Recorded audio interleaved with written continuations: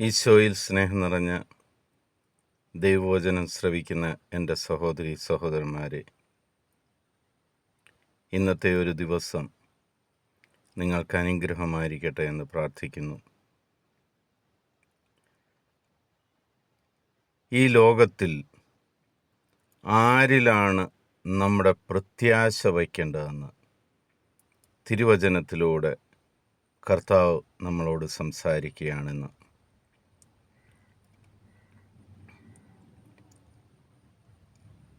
മറ്റുള്ളവരെ ആശ്രയിക്കുന്നതിന് പകരം നീ നിന്റെ സർവശക്തനായ ദൈവത്തിൽ ആശ്രയിച്ചാൽ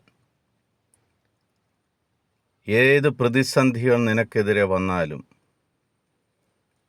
അതിനെ തറപറ്റിച്ച് നിന്നെ സംരക്ഷിക്കുന്ന ഒരു ദൈവമുണ്ടെന്ന് നീ ഉറച്ചു വിശ്വസിക്കണം. ആ തിരുവചന ഭാഗമാണ് ഇന്ന് നമ്മൾ ശ്രവിക്കുന്നത്. 2 മക്കബായർക്കെഴുതിയ പുസ്തകം 8-ാം അധ്യായം 18-ാം തിരുവചനം.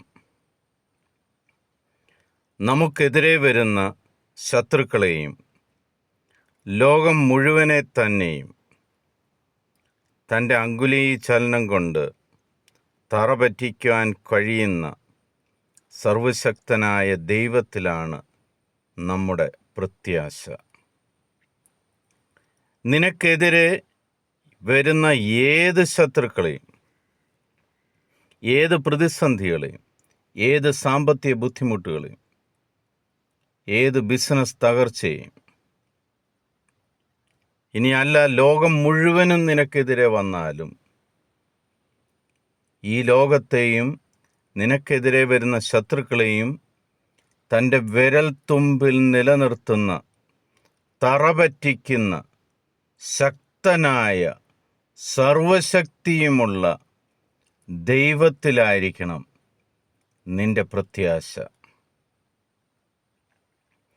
ആകാശവും ഭൂമിയും സൃഷ്ടിക്കുകയും അതിൻ്റെ അധിപനായി രാജാതിരാജനായി നിലകൊള്ളുകയും ചെയ്യുന്ന നിന്റെ പിതാവായ ദൈവത്തിന് നിനക്ക് വേണ്ടി എന്ത് ചെയ്യുവാൻ കഴിയുമെന്ന് ഈ തിരുവചനം വളരെ വ്യക്തമായിട്ട് പറയുകയാണ്.